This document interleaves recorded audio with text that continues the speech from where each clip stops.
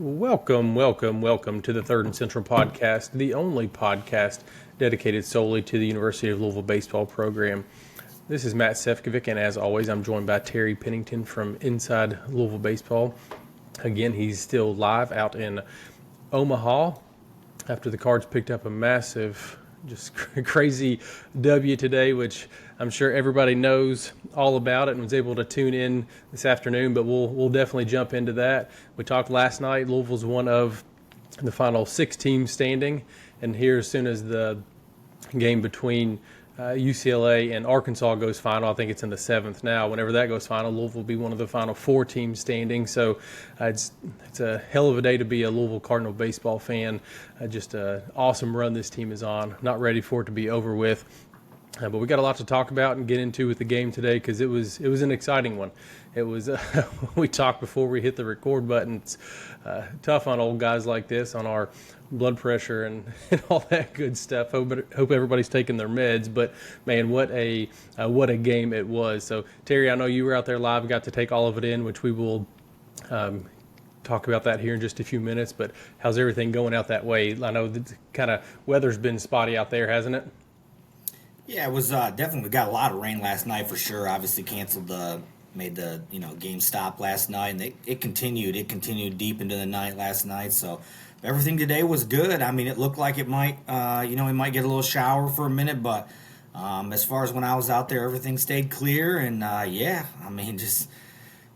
was just hoping to make sure our game finished. Honestly, I don't really care if this LSU or Arkansas and UCLA game finishes, but as long as our game wasn't interrupted, I was going to take that as a W. So, and it did happen, and we came out with a win. So it makes for a good day. And I know as the Cards continue to win, that just means it's more expensive for people like you that are out there because more hotel nights and more meals on the road and all that stuff. So hate it for that reason, but I hope you stay there as long as you can because that means that we will we continue to win baseball games. But what a ride this is, and how fun has it been to be a Louisville fan. To take this team to the Final Four of the College World Series. It's just been a heck of a run. So let's talk about the rest of the College World Series, what's gone down since we chatted last night. Obviously, the game between LSU and UCLA got delayed. They finished it up right before we played this afternoon. And now UCLA and Arkansas are playing in an elimination game, and that is I just looked a second ago, it was in the 7th inning. It looks like Arkansas is up 3-0 on UCLA. So we'll see how that one plays out. But the winner of that one advances to LSU. And they will have to beat them twice to advance. LSU would just have to win once to advance. Same thing on our side. Obviously, Louisville beat Oregon State, and we are looking at a matchup with Coastal Carolina tomorrow at 2 p.m.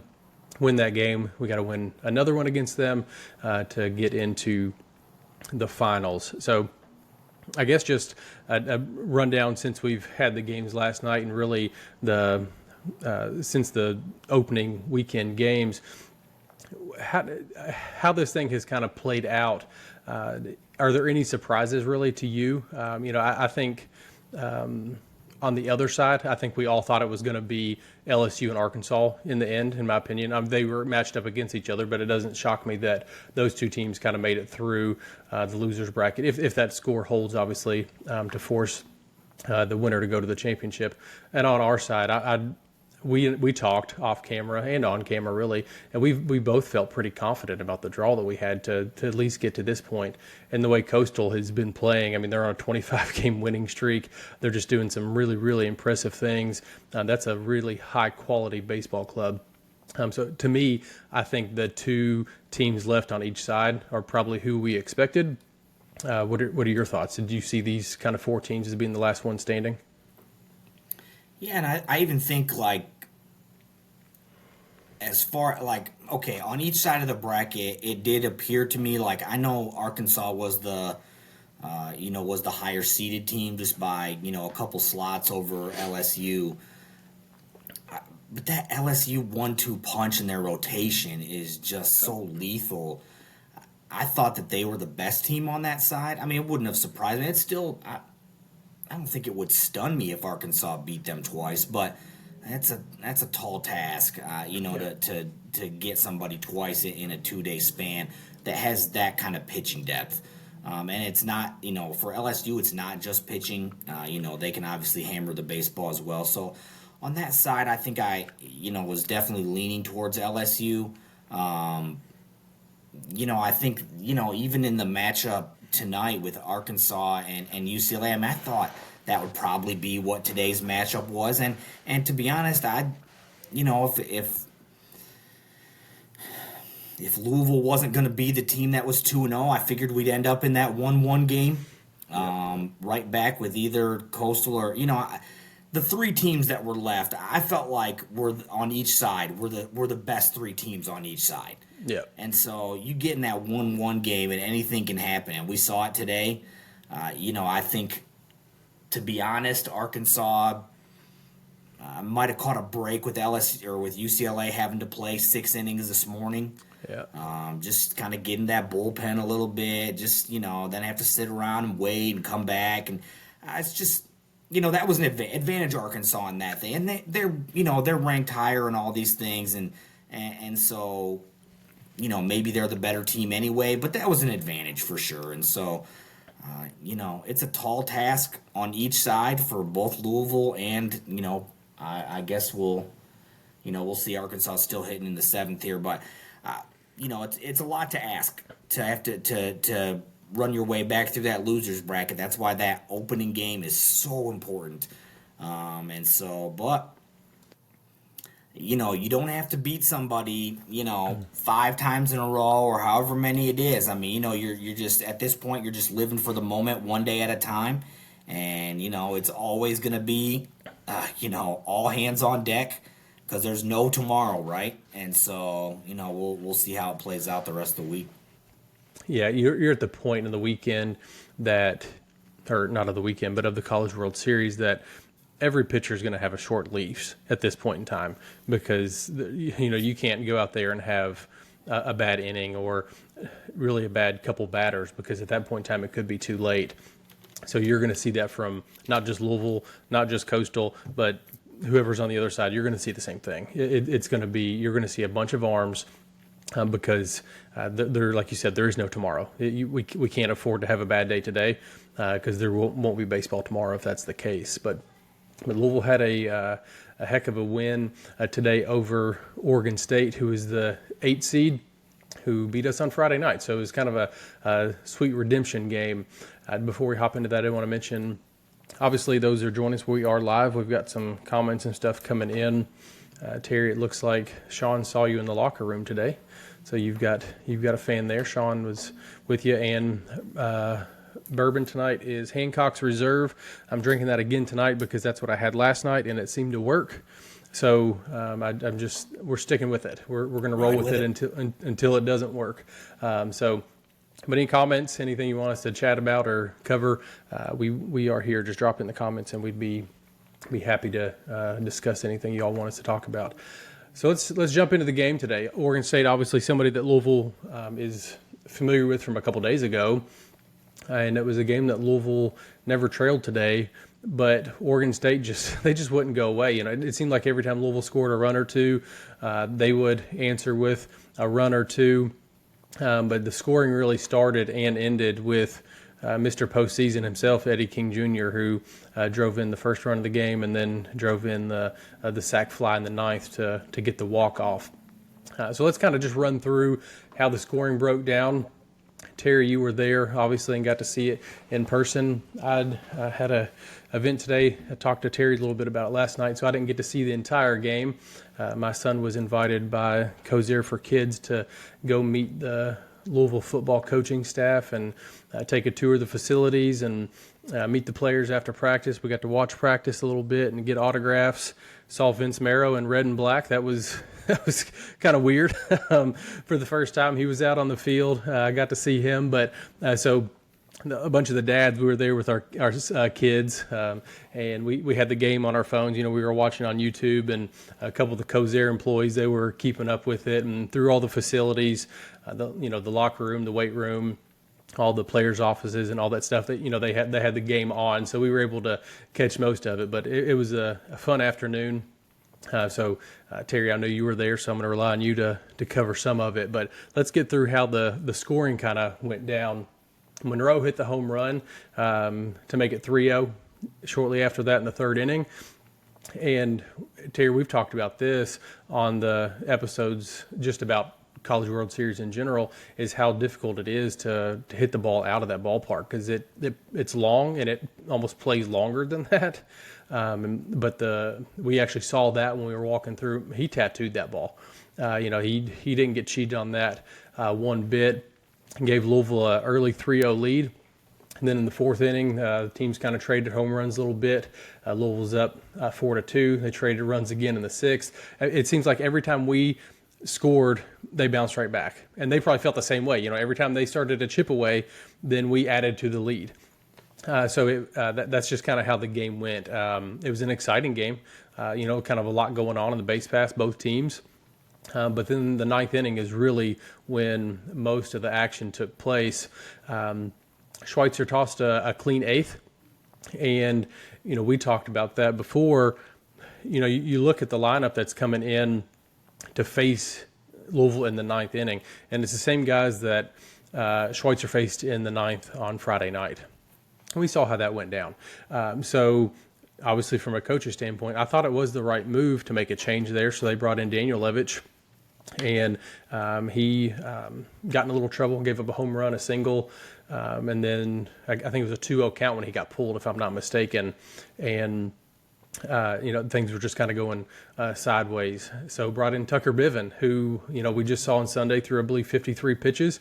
And Tucker, a local kid from just across the river, he wasn't going to let that be his last college game. That was not going to be the last time he put on a Louisville baseball jersey, because he was just tough as nails.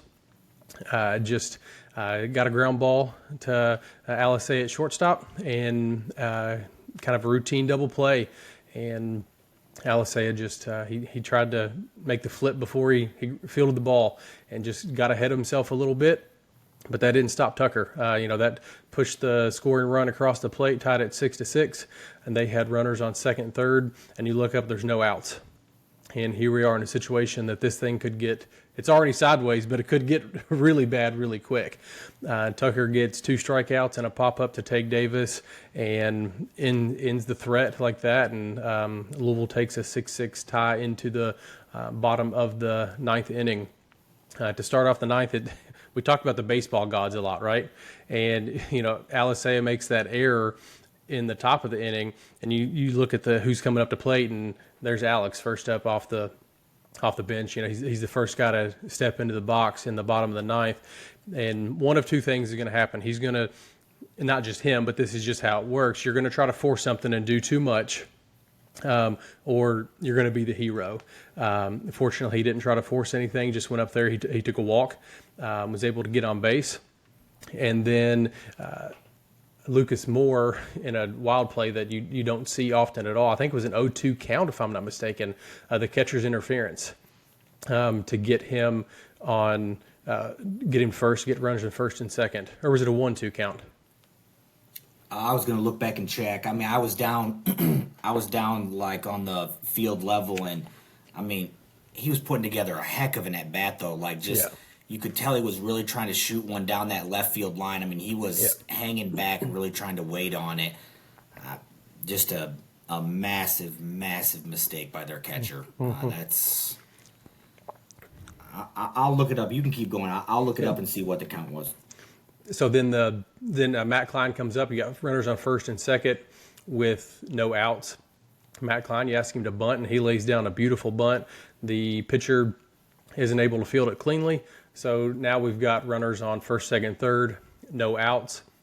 And then 2 batters later, Eddie King Jr. hits the walk-off sac fly to end it and send Oregon State back home and move Louisville into the championship game of the bracket against Coastal. So, it was just the inning. I was on my way home watching on my phone as this thing unfolded, coming home from the event, and it was my wife and I were both just screaming in the car as we were driving down 65. Just an absolute blast. So happy for Eddie. He continues to just produce time and time again in the postseason. This team, they once again they answered the call. They were down, but they weren't out. And here we are. I think Kamai said it in one of the post-game press conferences on the field. He was like, man, we get to play baseball tomorrow, and there's only 4 teams in college baseball that get to say that right now. So just super happy for this bunch. They continue to battle. Obviously tough top of the 9th inning, but you lived to play another day, and here we are. Louisville's in the Final Four tomorrow. So you were there, got to take in all the action, Terry. Kind of walk us through what you got to see, because I know I went through that pretty quick, but it was a super, super exciting game. Yeah, and I'll get to all the late inning heroics and all the things that happened, but I do want to make sure I, first and foremost, just touch on how good Brennan Cutts was today. His stuff was, it was moving all over the place. He had that was his A stuff today. Gave up, there was a couple walks sprinkled in there and some things, but after the hit to start the game, but 7 Ks, in his outing. He had I believe his season high was 5 just against East Tennessee just a couple weeks ago, and he comes out and he hadn't started. And so just to go back through, to get back and get comfortable with a different way of preparing for the day, and to go out and to be able to shove it like that was awesome, man. I was just so excited for that dude. Like, just some of the moments he's been in the postseason. This is why he came here. And to see him just really be able to step up in those key spots, man, it's been really fun to watch. I'm just so happy for him. Such a good dude. I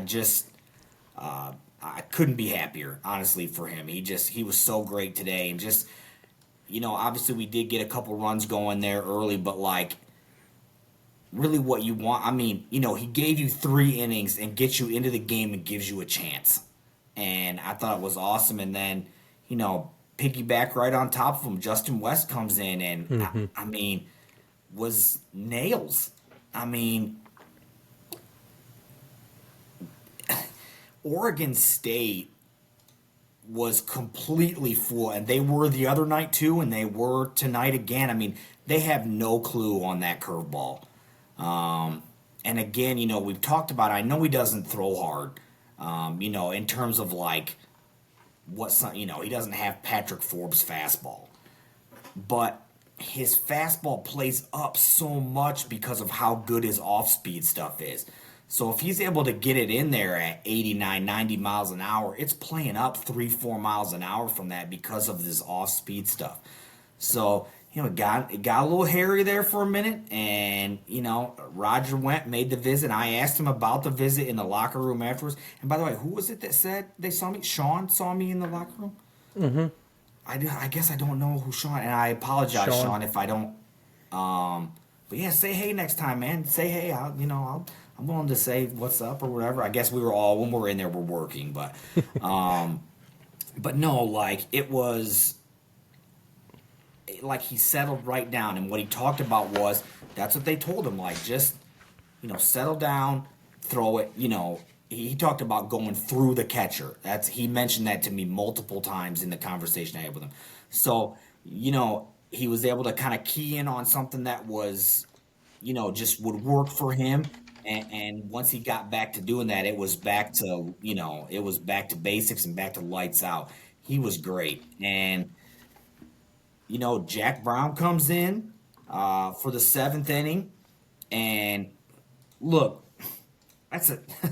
Jack hadn't got a lot of innings lately, and so it's tough to go out there and just hey, here you go.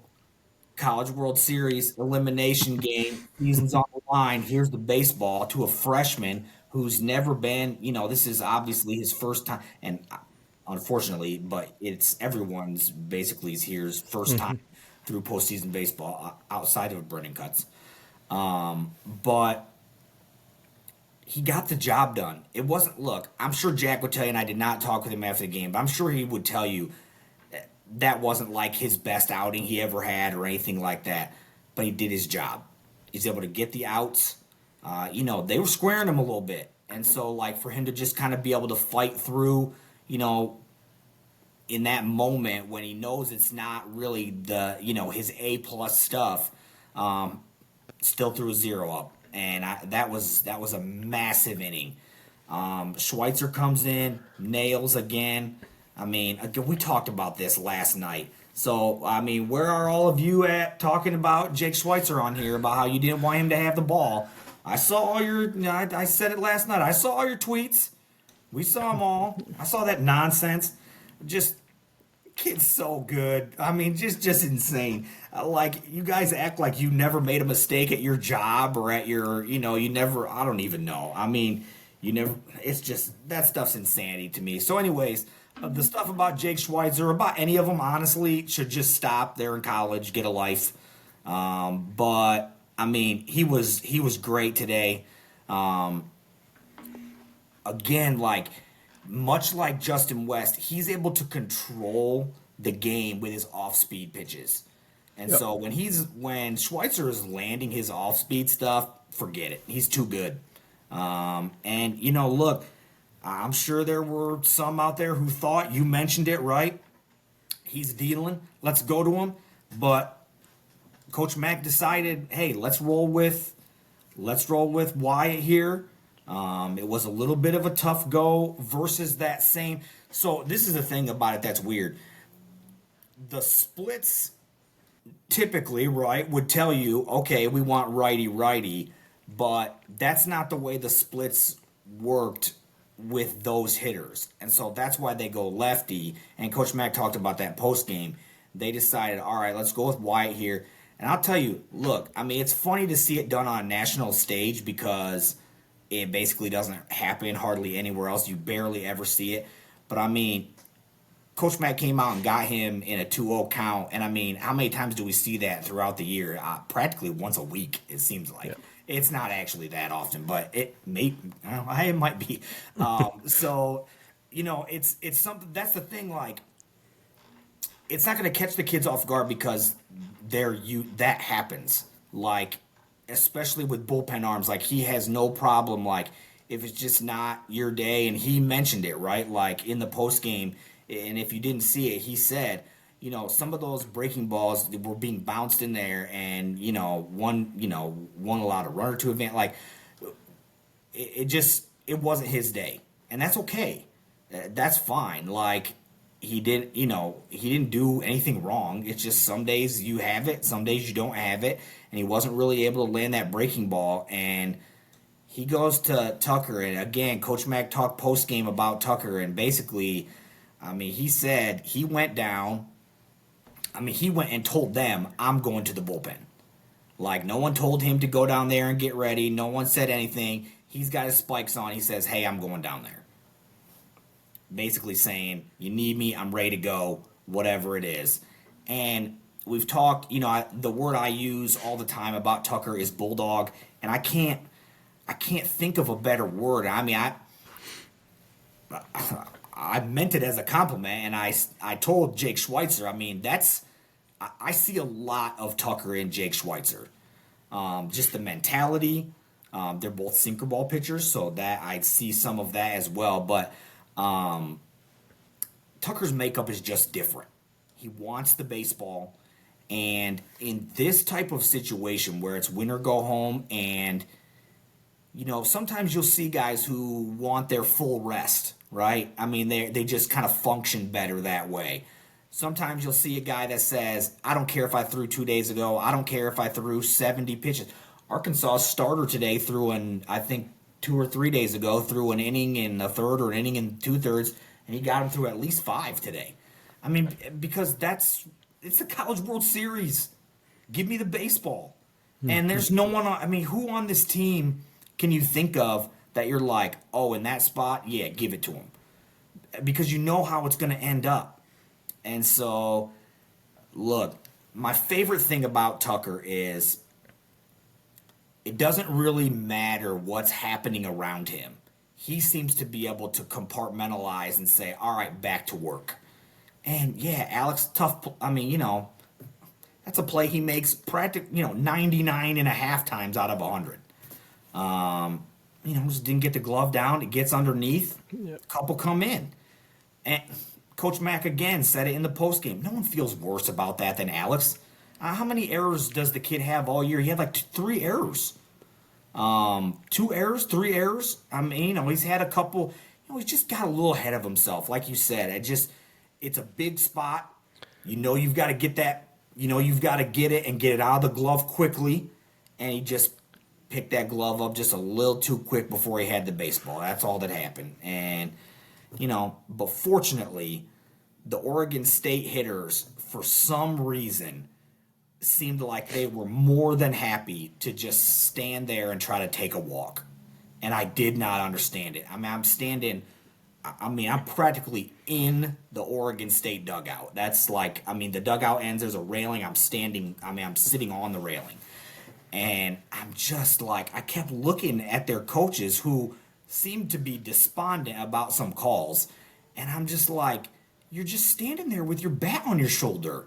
Like, move, Coach McDonald said it the other day, right? Move the baseball. Put the ball in play. And they seemed very content to want to do the exact opposite of that. They were trying to just, I don't know these kids. I don't want to claim like I follow Oregon State baseball. It's a great baseball program.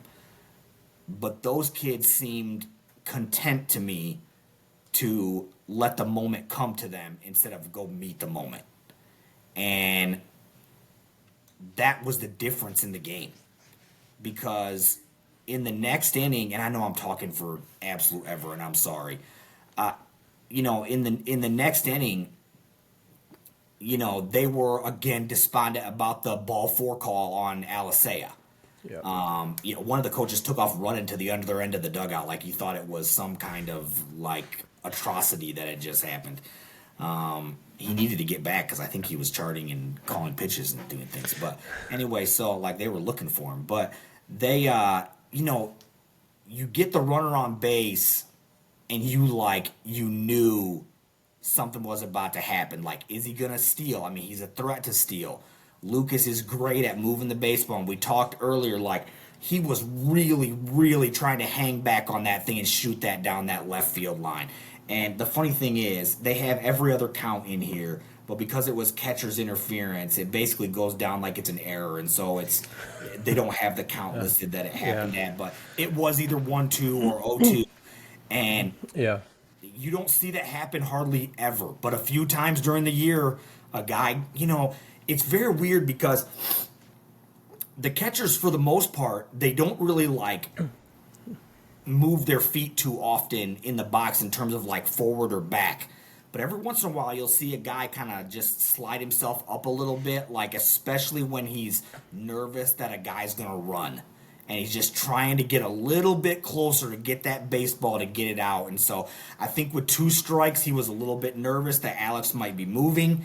And yeah, he got caught. And they reviewed it. It was clear as day. You could hear the double pop. I don't know what they were. I guess they were just trying to delay or something or whatever. But, Klein gets on, and Jake was funny, obviously, post-game, too, because he said he didn't like that third strike call. He said he jumped up and did a little spin around, and he said when he saw Eddie was there, he said, oh, we're good. I know we're good right here. And that was the thing. Eddie went up there, and he knew just lift something. And because he went up there swinging, he knew first pitch, am I going to get a fastball? He was ready, hoping for a fastball to be able to lift right away.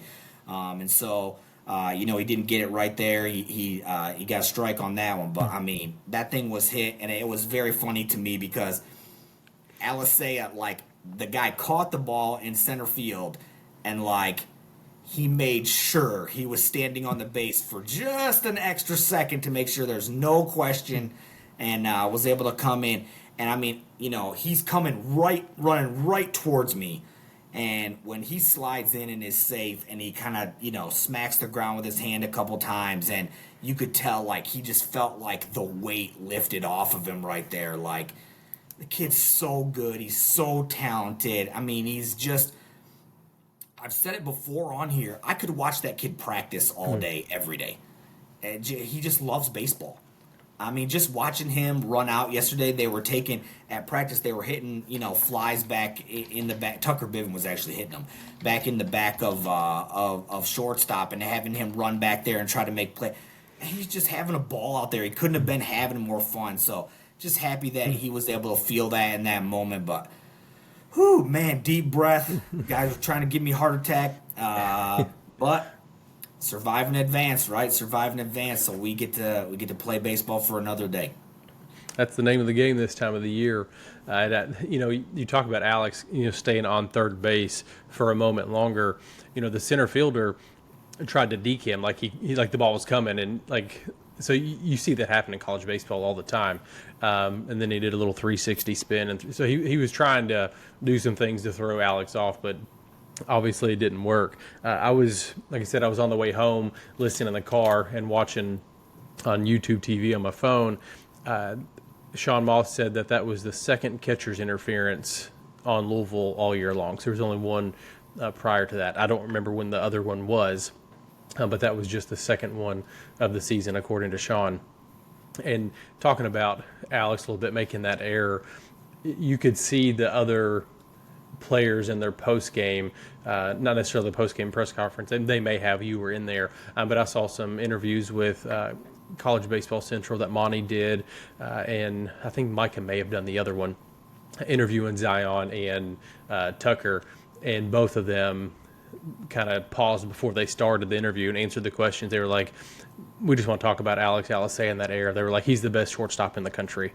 I'm sorry, I think it may have been Tucker and Jake Monroe, and they were just talking about how don't worry about that. He's the best shortstop in the entire country. Like, we don't need all the Alex Alicea slander, because we know what that dude's all about with his glove. So it was good to see those guys kind of stand up for him when the question really wasn't even posed to them about him. They were kind of talking about their game. So that was pretty good to see, just them standing up for him, because you could, like you said, when he slid into home plate, you could tell that he just kind of laid there for a second and just had a big sigh of relief, because he didn't want that one to be the last one making a defensive miscue out in the field. Dan talks a lot about, he's mentioned over and over again throughout the year, and as well as other teammates, about, they do think Alex is the best shortstop in the country. Mm-hmm. Yep. And I'll say this, he's not the biggest guy, and he does not project as a shortstop. He projects as a second baseman, mostly because of his size. It has nothing to do with anything else, honestly. It's just the fact that, they're just going to take a look at it, same as Christian Knapczyk, right? It's not that he can't play it. It's just Major League Baseball clubs like to have somebody that's a little bit bigger at shortstop. He doesn't have the biggest arm. But that kid makes, I don't want to say every play, but that kid makes plays that just should not be made. Now, you've seen it all year. The running catches down in foul territory over in left, or out back, in back of, shortstop, out in shallow to even halfway into left field sometimes. The plays up the middle, the balls he gets to, he is so talented. And just, again, another one of those hitters kids that this program just is able to grab. And we've had a lot of success with kids from that program up in Wisconsin, coming down to Louisville. And there's more on the way. I'm not going to get into it right now, but just because that's not really what this is for tonight. But just wait. Just wait till you see some of these dudes rolling in the next couple years out of that hitters program. The thing is, they're coached hard in the hitters program. And all you have to do is go to one summer baseball game and watch those hitters teams play and listen to the way the coaches coach them. And that's a kid you want in your program because they're used to being coached hard. And so they fit into the culture here at Louisville.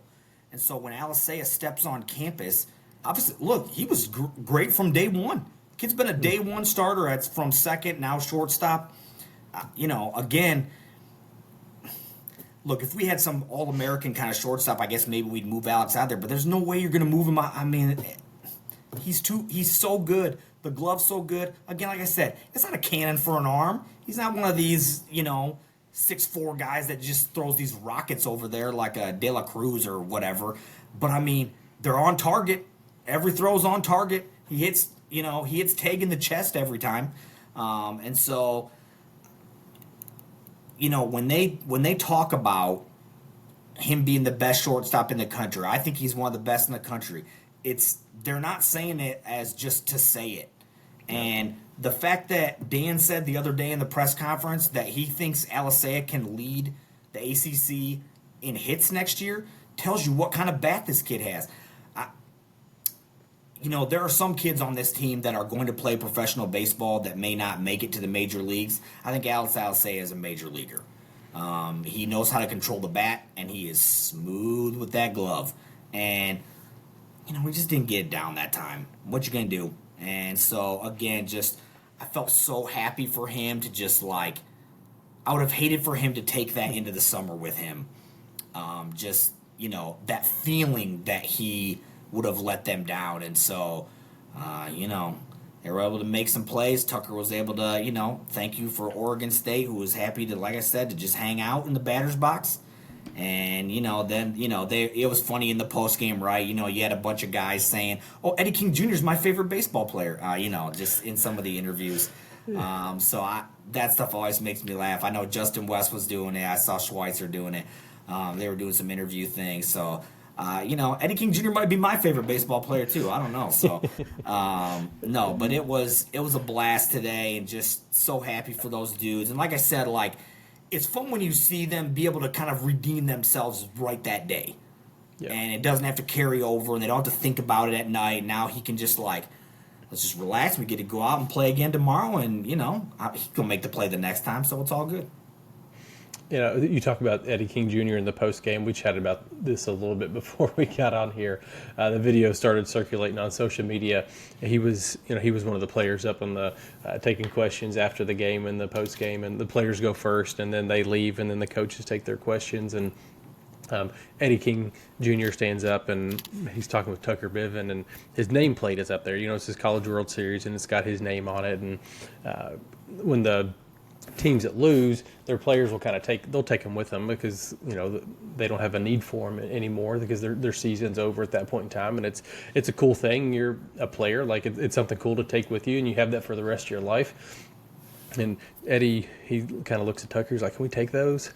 And Tucker, he's like, he just kind of shrugs his shoulders. And Eddie just takes it and takes off with it.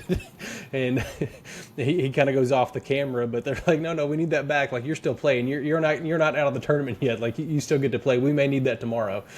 So hopefully he'll get to take that whenever that time comes, whether it's tomorrow or if we win this whole thing. Hopefully he'll get to keep that nameplate and take that with him because that'd be a kind of a cool memento to take home with him. So, but we're got a lot of chats coming in. Let's kind of flip the script and talk about tomorrow a little bit. And everybody wants to hear about pitching and kind of what we think about that. So before we talk about the Chanticleers, and I want to say that correctly because I don't want to get scolded by their coach, Kevin Schnall. He kind of went on a rampage the other day because people were saying Chanticleers. They were saying, I guess, Chanticleers when it's the Chanticleers. So he was very, very passionate about that. So let's talk about us first before we talk about them and pitching and, what that's going to look like. Obviously, this is the point of Omaha that bullpens I don't want to say get depleted, but they kind of do, and it's not just one team; it's kind of everybody at this point in time. You've played quite a few games in a short period of time, and you're having to reuse some arms, maybe run back out there for an inning or two just to get through, but they can't go the typical 4, 5, 6 that you want them to go. So let's kind of chat about the approach tomorrow, maybe who's available, who we think we may see. Terry, I'll turn that over to you. I mean, we've got some options, right? There's a lot of dudes in the bullpen, but I don't want to say staff day, but maybe kind of sort of staff day is what we're probably going to be looking at. But I mean, what are your thoughts on maybe approach to the pitching staff and bullpen tomorrow?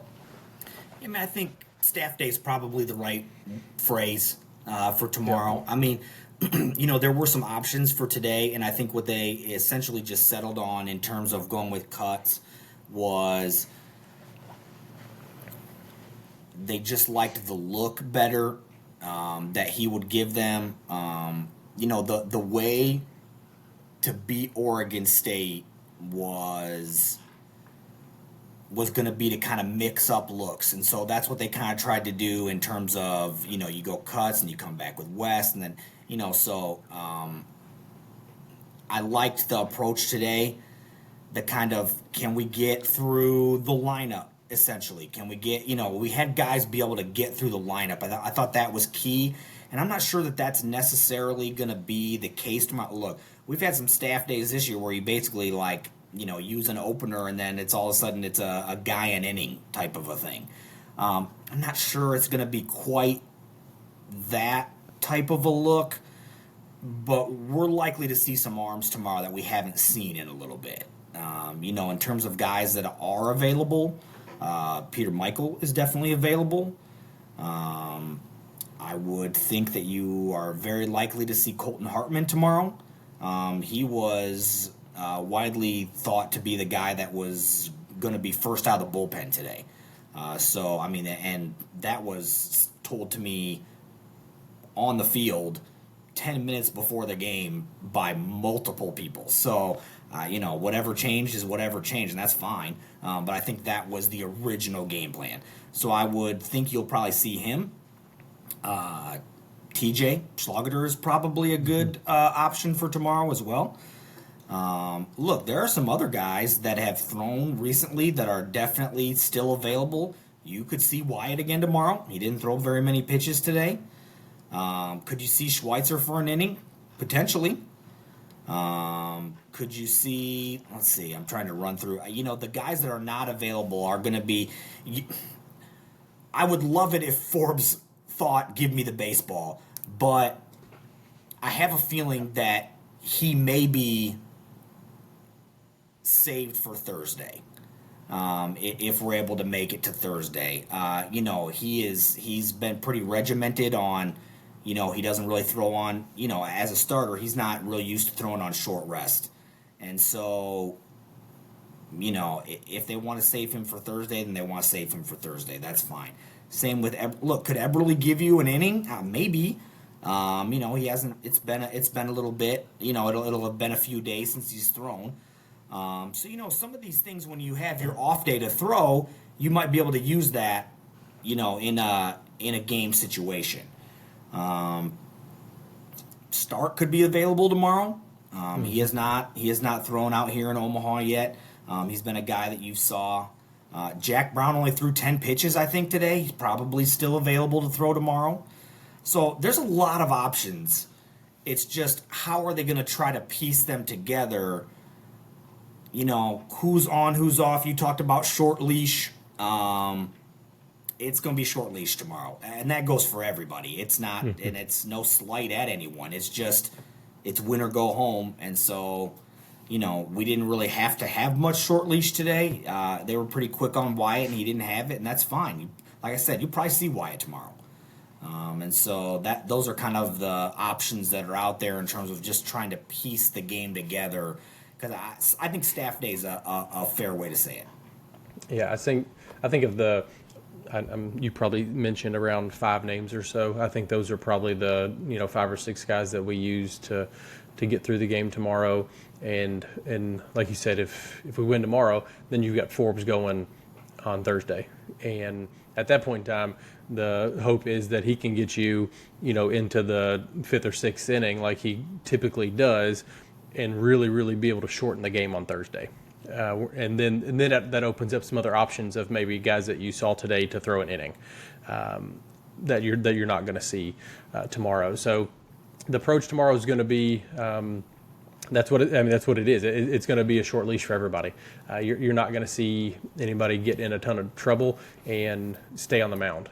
Coach Mack is going to use the bullpen early and often if he has to. Hopefully that's not the case. Hopefully whoever they start can get through the lineup a time and a half before we have to make a change, if not more. But tomorrow's a game you got to win. I mean, you don't win tomorrow, you don't get to play on Thursday. So we wouldn't be able to talk about Patrick, having another appearance in a Louisville jersey. People are talking about Forbes in the comment. His name's coming up a ton. Somebody said Forbes mentioned that he is expecting to start tomorrow. I don't know. I mean, maybe. Terry, I mean, do you know anything? I mean, does he? I know Forbes probably wants the ball. Okay, I'll say this. I did not talk to Patrick after the game. When I did some post-game stuff with, it's really hard to bounce around from press conference to locker room, and it's a zoo, and the locker room's only open for 10 minutes, and so sometimes you're trying to pick where are you going to be, and today it wasn't right across the hall or anything like that down there. So I did not talk to Patrick today afterwards. I did. When I talked to Cuts, he was right next to him. I kind of joked with him afterwards because he kind of dapped up somebody in the hallway, and I was like, hey, my guy, I'm over here. But, outside of that, I didn't really talk to him. Look, like I said, if he wants the baseball, you give him the baseball. That's how I feel. I mean, and if you're a first-round draft pick and you've got that competitive fire in you, I would hope that you want the baseball. That's just kind of how I feel. But I do also see the other side of, hey, let's just hold off a day, kind of that line of thinking. But if I was the coach and the kids felt okay, I would go Forbes tomorrow, Eberle on Thursday. That's what I would do. But the kids have to have their arms feel right, and so that's the part of it that I don't know how his arm feels and recovers off of. Look, he threw a lot of pitches the other night, and he was very good. Ethan didn't throw quite as many through his 3 2/3, I think. He threw 72. Yeah. So he could be ready to go, and I'm sure he'll want the baseball too. Though he's and so that's the thing. I think kind of at this time of year, right? In playoff baseball. I'm trying to remember back when. I'm not going to remember the year, but CC Sabathia at one point got traded to the Brewers for a playoff run, and in a 5-game series, he was thrown on 2 days rest. And just bulldogging it because that's just give me the baseball. I'm taking us to the next round. You know what I mean? And you love to see that. You love to see that fiery competitiveness from these kids that are just like Tucker today. Hey, I'm going to the bullpen. I'm available. I'm ready.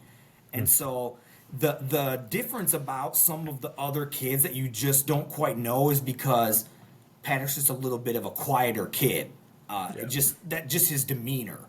And so what can be lost sometimes is you sometimes don't even realize the competitiveness in him because he's just a little bit quieter. Now, you've seen it a little bit more here in the postseason, a little bit more fiery coming off the mound, big strikeout.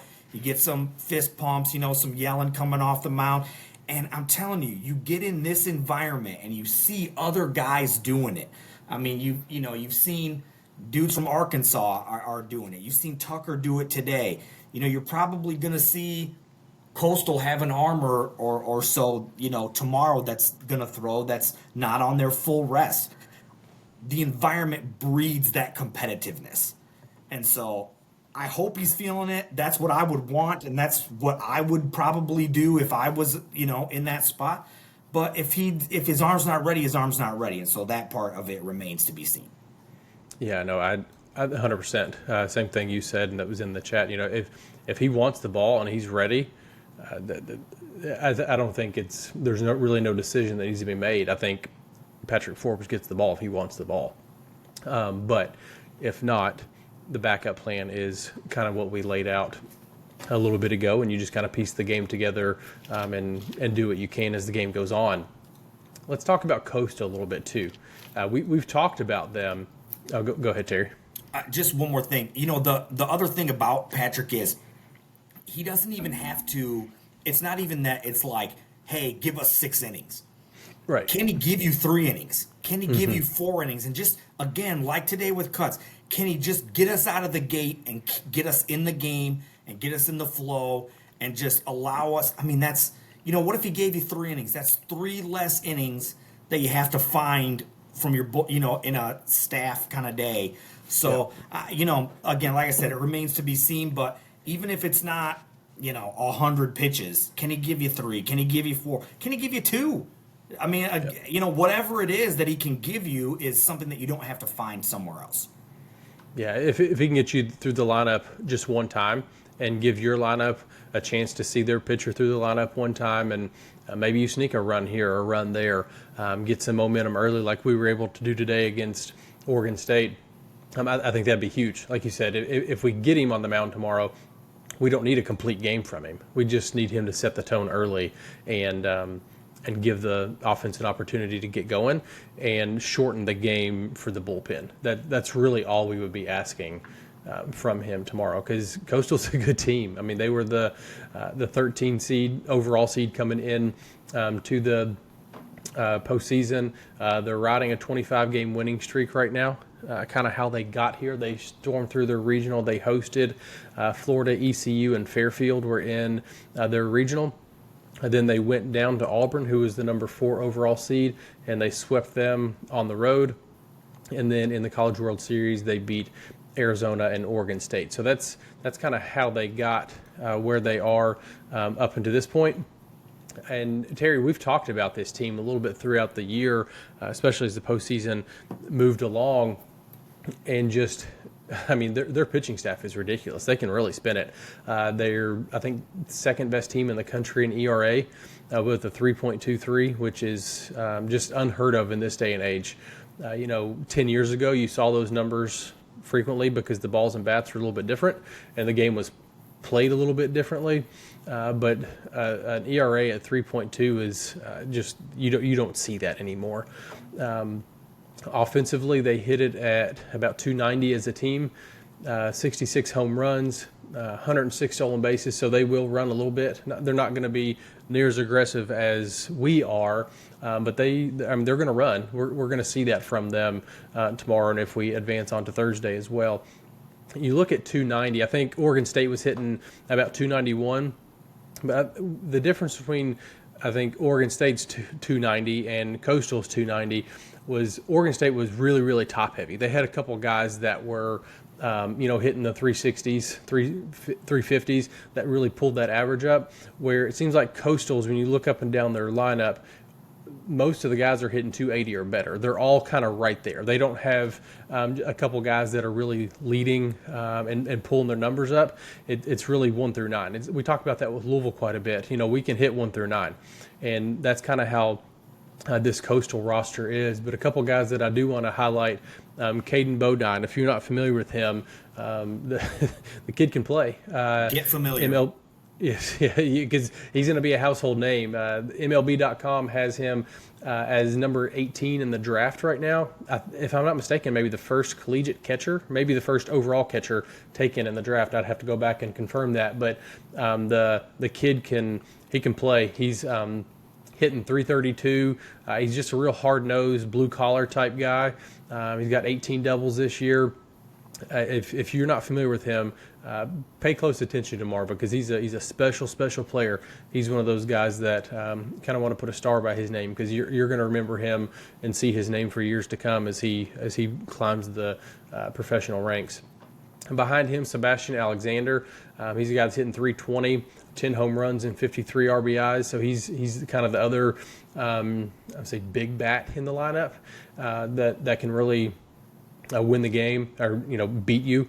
One thing that stuck out to me is they've struck out 509 times as a team this year, which is a pretty high number. Louisville was just over 400 at 404, so over 100 more strikeouts this year. So the pitching staff may have an opportunity to have a high swing and miss rate tomorrow. So that's encouraging for a staff that could potentially be looking at a staff day. So that is encouraging when you look at just on paper. They did throw their ace on Sunday. He threw 109 pitches. Jacob Morrison, he's 12-0 now. And I say ace, but they've got a couple of them, so we're going to see a lot of really good pitchers tomorrow.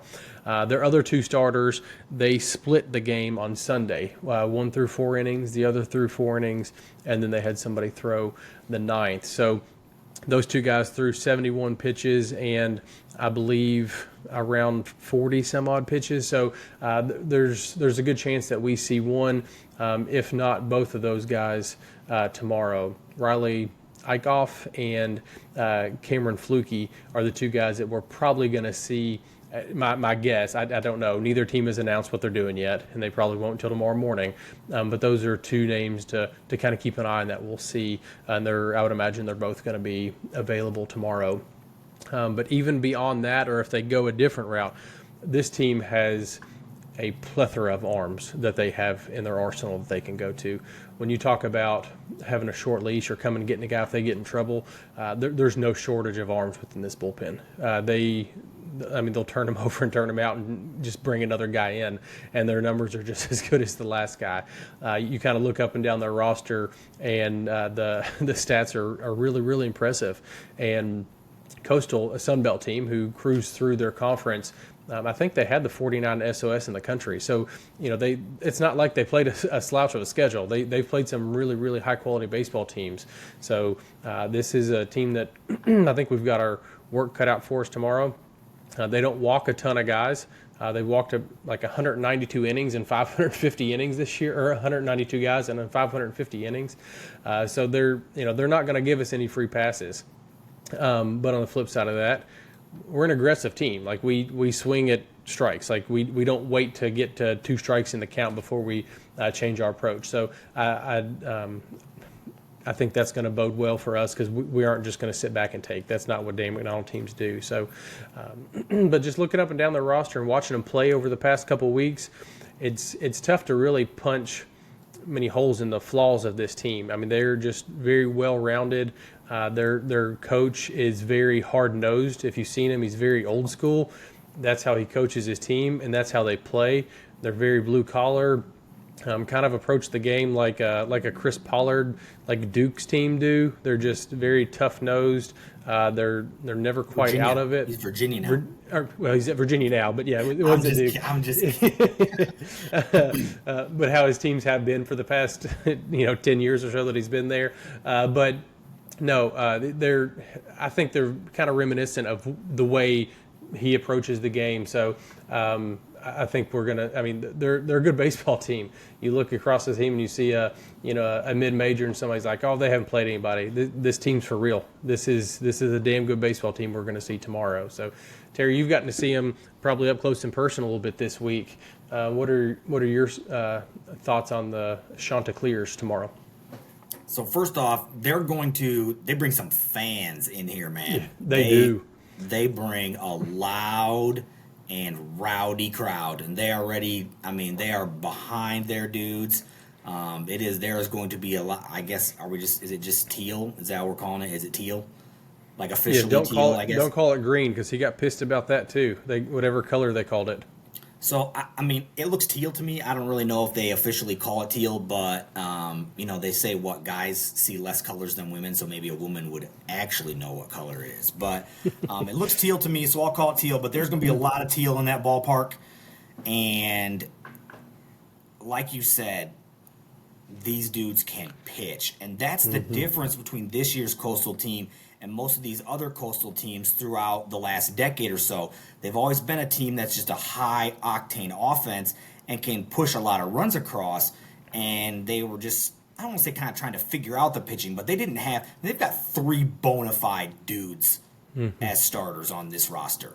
I mean, Three dudes that any team in the country would take. I mean, that's how good this pitching staff is. You mentioned, number 2 in the country in ERA. And this is the thing, like, you hear Sun Belt and you think, oh, that's not the AC, it's not the SC. And that's true, because it's not as deep. But there's some good baseball played in the Sun Belt. Obviously, Southern Miss, we almost, went to their place, right, for the Super Regionals. So that's a legitimate team there. Troy, what are they, Trojans? Skylar Mead, our guy Skylar Mead down there. Former Louisville, Ballard Bruin, I think. Is he a Ballard Bruin? So I don't know if he played high school. I think he's Ballard. So, former Louisville Cardinals. So he's down there. They've had a great team for the last, 3, 4, 5 years, even longer maybe. And it goes on. They've had some other teams throughout the last decade that have been really good in that conference. And so they also really challenge themselves in the midweeks. They play a lot of the Carolinas. They'll get East Carolina. They'll play Duke. They'll play NC State. They're not afraid. I mean, they're a, anyone, anywhere, anytime type of baseball program. Now, I will say this about their coach. The funny thing about him is that, they're really, really good this year, obviously. The 25-game win streak speaks for itself. But because they're so good this year, I think he's got his chest stuck out just a little bit more and feels very free and kind of saying some of the things he's been saying, calling out some of the things. I mean, some of those things that you can do when your team is that good. Is that, kind of what I mean? So, he's calling out, a national championship coach, down at Florida for the way and look, obviously, completely out of pocket, right? Like we all saw the video, we talked about it on here a couple weeks ago. So, but I mean, he has no problem stepping up to the mic and just saying it how it is. Because what are you gonna? I mean, first off, he's correct, but second, he's got a team that backs him up. He's not just like they're so good, they're so talented. The winning streak is rolling like. When that stuff is all kind of coming together, you just feel a little freer to just kind of speak your mind. So whether it's, somebody calling it green or somebody calling them the Shants instead of the Shants or whatever it is. I mean, look, they're good. They're one of the favorites here. I'm sure they were probably to everybody's, I didn't look at the betting, but I would guess that they were probably the favorite on this side of the bracket heading in. Somebody might have had Oregon State up there instead, but with their pitching staff, I would have thought that they would have been the favorite on this side. Them going toe to toe with if they were to make it to the final, if they get past Louisville, this is how good they are. Their pitching staff is able to go toe to toe with LSU. They can go starter for starter with those guys. That's how good they are out of the Sun Belt. And so this team is not to be played with. I'm telling you, you mentioned him. If you have not seen Bodine, I saw he's number 18 on MLB.com in terms of just what they have. They've got Forbes slotted right now at 22, so he's moved up a little bit. With some of these postseason performances as well. Bodine again, much the same way that we've talked earlier in this week about some other guys. That's a dude that if you are, whoever you root for your major league team, you want to see your team draft that kid here in about a month. You would love for that kid to work his way through your farm system because he is a major leaguer and he is a star. I mean, I don't know who. If he's not the first catcher off the board, it's going to be Stevenson probably from North Carolina, who we saw earlier this year. And there's a plethora of really good collegiate catchers. Auburn has one. There's a bunch of them out there, and I wouldn't think that anyone's going to take a high school catcher before any of those guys. So this team can really play, and Louisville is going to have to play very well to beat them because they're not going to beat themselves. But like you mentioned, there's a lot of swing and miss there, a lot, and that's also been on display this week. They can hammer the baseball, but not at the level of they don't drive the ball out of the ballpark like Oregon State does throughout the year. There's some opportunities there with some of those things when you just kind of look at it on paper that Louisville might match up pretty well, pitching wise to that, especially if Forbes is available with just his strikeout numbers compared to what they do in the batter's box. Even if it's like we said for just a few or a handful of innings, that would probably be a matchup again, just on paper that Louisville would like. Yeah, no, I like the matchup. I mean, it's obviously a very good baseball team. They've won 25 baseball games in a row and against good competition. You're talking about they've won 2 games at Auburn. They won a game at Clemson during that series. Maybe I don't know if it was at Clemson, but against Clemson during that run as well. Obviously, they've beat Arizona, Oregon State. They've beat very high quality baseball teams during that run. But I think if Louisville offensively can move the baseball, I think our staff can keep us in the game like they've done the first couple of games out here in Omaha. So I think that I'm encouraged about that as we go into this game tomorrow at 2 o'clock against them. Evan described in the chat Coastal as old school West Coast baseball. I think it's a good way to describe it. We've seen some of the West Coast teams. That's how they play, and it seems like that's how this coaching staff and this team approaches the game. I like that comparison quite a bit. It's like a Fullerton. Yeah. Yes, 100%. That's a really good comparison. Evan. Mm-hmm. Evan's on it, man. That's good work. Speaking of Fullerton, I saw the other day that Vanderhook, who used to be their coach, Rick Vanderhook, I believe, he's coaching high school baseball now. I thought that was kind of cool. I think they made it to the state championship or won the state championship where he was, but just a small tidbit there. A couple other things in the chat I want to talk about, and it's approaching 11 o'clock, so we'll hop off here in just a few minutes. Brandon said a lot of pressure on Coastal. That's true. They're the higher seed here. Like it's, we want to be here. We expect to be here. Like that's the standard Louisville baseball. Yes, 100%. But they're the 13 seed. Like they're supposed to win this. Like they're in the driver's seat. They're in the winner's bracket. So that's a good point too. I like that. He also said put Eddie and Tuck on the wall at Jimmy P. I think that'd be awesome. There's certain criteria for to get out there on the wall. So that's yet to be seen. But no, I think those two, they put in their time and they deserve it. But I would love to see both their faces out there. If nothing else, they'll probably have their photo on there with a dog pile up on next to the Yes. on the health building behind when they have to redo all that, and they you'll be able to pick out Eddie and Tucker on there probably in a big mass of humanity dogpiling to the left if you were looking at it from the stands of the pitcher's mound there. I was looking at it. It's funny after we won the Super Regional and I was walking out, I was looking up at the previous ones and I was like, we're kind of running out of space over here. Like we're gonna have to go in a different, like the plan is just kind of up and down that wall. I was like, we're gonna have to come up with a new plan and maybe update kind of how this flows over here because it may not look as symmetrical, and for somebody like me that may drive me crazy. But that's a good thing when you start running out of space for things like that. But yeah, it's that will definitely be over there on that building somewhere. So let's see what else we've got coming in. This was a little bit ago. So happy for Alex that his season didn't end on that. Yeah, that's definitely glad he was able to bounce back from that. Brandon says, like our chances if we win game 1, do they start doubting themselves if they drop this game? Could be. That certainly a chance from Coastal. I think, like you said, like Brandon said, the pressure's on them. I think we come in tomorrow and we can play pretty loose and see what happens. We're in Omaha. We're one of the 4 teams left playing.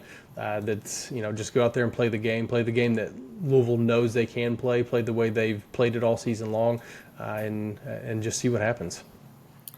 And this is a pretty loose team just anyway, if you've been around the ballpark or if you've kind of been around any of these guys. I'm sure you can even tell on television. It's a loose group. They enjoy each other. We've talked about a lot on here throughout the year, like the genuine love that these kids have for each other. I mean, one of the very first things that Coach McDonald said in the press conference today was he's just thankful to get to spend another day going to battle with this group, like this specific group. And, they're throughout the years of Louisville baseball, there have probably, and even some of the teams that have made it to Omaha and some that haven't. There's probably been some more talented teams than this one. Mm-hmm. Oh, yeah. But the camaraderie of the group means so much and has really galvanized and carried them this season. And it cannot be overstated how much that has meant to this team and what this year's team has done and is doing for the future of this baseball program. I mean, just in terms of, I don't want to say you see it going around, right, about, the Justin West, we've been disrespected, or, all these things. And he got up and kind of mimicked his own self at practice yesterday, talking about we've been disrespected, and everybody, yelled and got excited. But, like, they genuinely feel that way. Mm-hmm. And they feel like, hey, you forgot about us over the last 5 to 6 years, and we're still here. And right back, Coach Mack said we'll be back at his last press conference in Omaha in 2019. And it took 6 years. But 6 years later, they're right back in the exact same game, in the exact same spot. That was the honest truth. We'll be back. They're back in the same game. Like you said, there's 4 teams left that can win a national championship. 4. And we talked about it yesterday, and I went on a little tangent about the support, right, that we give to some of these other programs that don't quite have this level of, have not gotten to this level of, like, getting close to a championship. This team is 4 wins away from a national title. 4 wins. And I know they're going to take it a day at a time, but that's wild, man. Like, they are that close. And so it's going to be a fun game tomorrow. I'm pumped about it. I hope Card Nation shows up. I hope, jump you on a flight, hit that red eye, start driving right now, you'll make it. Do whatever you got to do, but let's support these kids, man. They deserve it. And it's going to be a fun afternoon at the ballpark tomorrow. That's it. My wife and I, we've got our PTO put in for Monday and Tuesday. So if it happens, there's going to be 3 more of us out there because we're bringing the little one and we're going to make the trip out. So we're ready to go if we win these next 2. But hopefully that's the case. Hopefully we can join you out there, Terry, here in a couple days. Some breaking news, or not breaking news, I guess, but Arkansas just beat UCLA. So we've got the final 2 on that bracket as Arkansas, LSU, and Arkansas will have to beat LSU twice. So that's going to be a heck of a couple games. I hope that goes. I hope Arkansas wins. They were calling the pigs or whatever. What is it that they do? Woo pig. Yeah. Today when I left, I had to get out of there. I couldn't do it. Was Petrino there? I don't know. If he was, he might have had. Was his girlfriend there? That's the real question. Was Petrino there with his girlfriend or was it with his wife? Which one did he bring with him? I don't know. You can tell it's getting late around here, so we'll start. We'll hop off this thing. Looks like we are. Let's see, how many are we at tonight? We're up around 760 people. Appreciate everybody hopping on with us. Seriously, I know we continue to do these things, but Terry and I continue to enjoy them. So as long as you all will hop on, we're going to keep doing them. They're fun for us, and we hope they're fun for you guys too. And while we're on this ride, there's no reason to not get together and have some Cards fans just chat about this thing. So it's been a good ride. At some point in time, we're not going to be able to say that Louisville baseball plays a game tomorrow. Hopefully that's not tomorrow when we say that. But, this has been a hell of a run. And, Terry, I know you and I both have enjoyed every second of it. So you're out there in Omaha. You're taking all the action in. Continue to post the videos post-game, which we 100% love and keeps us kind of connected to the program as much as we can. So for those that aren't watching, let them know where they can find your stuff. Yeah, you can find me on X, Twitter, whatever you prefer to call it, on at Inside Ville BSB, VILLE BSB. Yeah, like I say every time, I try not to blow your timelines up too much.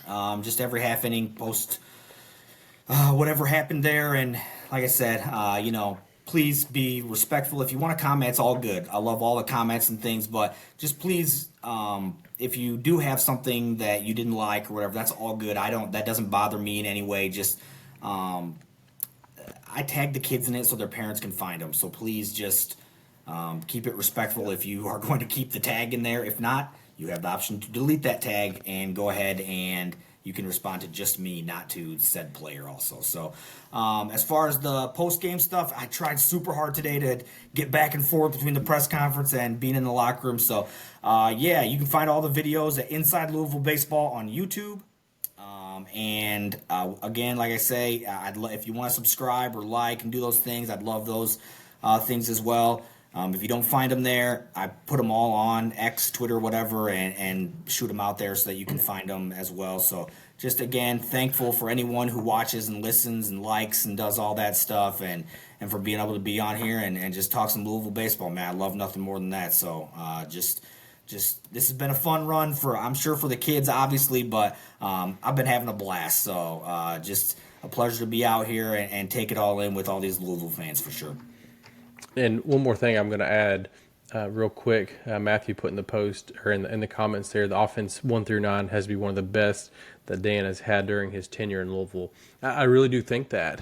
You look up and down some of these draft classes that had, Henry Davis went first overall. You've had McKay in the top 5. The draft has been littered with Louisville players over the past 18 years, and I don't think this team has as much of the star power that we've seen from some of those teams, like you talked about. They're not going to be as, I don't want to say talented, but they're all so good at what they do. 1 through 9, I would put this team up against any of his teams, even though you're not going to have a top 5 draft pick. But this team is so solid 1 through 9 that I really would put this team up against any of his teams. And I think that's why we're standing where we are as one of the Final Four teams in Omaha. So like Terry, you said, it's been a really fun run, and I hope it doesn't end tomorrow. We can continue to come and talk about this again for the next couple nights. The key to that has obviously been the exceptional play from Neighbors, while we've been here. I mean, he's really allowed that lineup. Obviously Dan, the last couple of days has moved Alicea back up, back up in the lineup to get him some more at bats. And so, when then obviously everybody else slots down and you all of a sudden get to Neighbors, and he's tearing the cover off the baseball. Mm-hmm. And so, there's no free outs in the lineup anywhere. And that is, you're right, at least there's not a top 5 pick probably on this roster. But man, there are some dudes that are going to play baseball for a long time on this roster. I mean, Coach Matt keeps talking about it post game about how long, about how professional of a hitter some of these kids are. And he was really talking about Eddie today. Eddie's going to play ball for a long time. That swing plays, man. Zion Rose, Lucas Moore, Eddie King, Garrett Pike, Tag Davis, Kamayu Neighbors, Alicea, Monroe, Klein. Who are you getting out? I mean, one of them's going to have a good day. Not everyone's going to have a bad day. That's the thing. That's why this offense, eventually, it clicks. It seems to every game. Somebody finds it, whether it's early and you get it going or it's late. They all believe in, that dude, whoever said that, 100%. I mean, 1 through 9, this thing is loaded. Yeah, no, I think that's the, even when you look at a team like Coastal, I think that's why we still have a chance, obviously, is because of that lineup. Yeah, they've got a really deep pitching staff, and they've got numbers that are eye-popping, but our offense is the same way. like our offensive numbers are eye popping. We're top 10 in the country in a ton of different categories offensively. So you've got two Goliaths going up against each other tomorrow, because you've got a really good pitching staff on their side. You've got a really damn good offense from us. So it's going to be really exciting to see how those two respond and play against each other. And we've beat good pitching staffs before. That's the thing. Like, it's not like we haven't seen them and we haven't beat them. I mean, we took down North Carolina twice. We took down Florida State twice. We took down Texas's ace. Like, we could just keep going on. Well, just 2 days ago, what we did to the stopper of the year at Arizona. Like, it's not like we haven't seen great pitchers all year and we're all of a sudden just going up against, it's not David versus Goliath or anything like that. Right. Yeah, Coastal's a ranked team. Look, we had a tough last couple weeks of the season. Otherwise, we were right. I mean, we were right in that host mix, well into May.